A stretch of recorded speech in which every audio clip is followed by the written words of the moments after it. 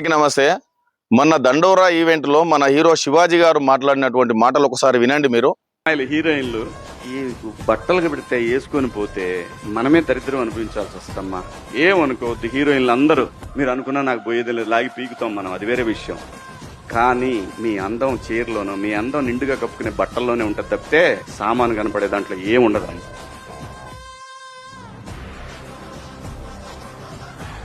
అవి వేసుకున్నంత మాత్రాన చాలా మంది చూసినప్పుడు నవ్వుతూ అంటారు కానీ దేత్రముండ ఎలాంటి బట్టలు ఎందుకు వేసుకుని కాస్త మంచి వేసుకోవచ్చుగా, బాగుంటావు కదా అనాలనిపిస్తుంది లోపల. అనలేము అంటే మళ్ళీ స్త్రీ స్వాతంత్రం లేదా స్వేచ్ఛ లేదు. స్త్రీ అంటే ప్రకృతి, ఎంత అందంగా ఉంటే అంత గౌరవం పెరిగిద్ది. విన్నారు కదా వీడియోస్. శివాజీ గారు మాట్లాడిన దాంట్లో తప్పేముందండి? మన దేశ సాంప్రదాయం గురించి మనం ఎట్లుండాలి, మనం ఇప్పటి వరకు కూడా ఎట్లున్నామని చెప్పి ఆయన ఒక దాని గురించి మాట్లాడిండు. కాకపోతే ఒక చిన్న పొరపాటు మాట్లాడిండు. ఏంది సామాన్లు అనే పొరపాటు మాట్లాడిండు. అది తప్పు, అది వాస్తవానికి మనం కూడా అది ఒప్పుకోము. కాకపోతే దానికి అతను క్షమాపణ కూడా చెప్పిండు. అంటే ఆయన మనసు అనేది ఎంత బాగుందో మీరు ఒక్కసారి అర్థం చేసుకోండి. ఒక హీరోయిన్ గారు మాట్లాడుతున్నారు, ఆమె కూడా ఒకసారి మీరు ఆమె గురించి అర్థం చేసుకోండి.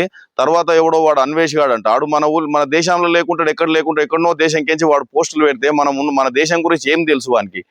అనవసరంగా వాడు శివాజీ గారిని అనరాని మాటలు తిట్టిండు. ఎంత పెద్ద తప్పండి. శివాజీ గారు మాట్లాడిన దాన్ని మనం అర్థం లోతుగా ఆలోచన చేయాలి. లోతుగా ఆలోచన చేసి మన సాంప్రదాయాలను మనం కాపాడుకోవాలి.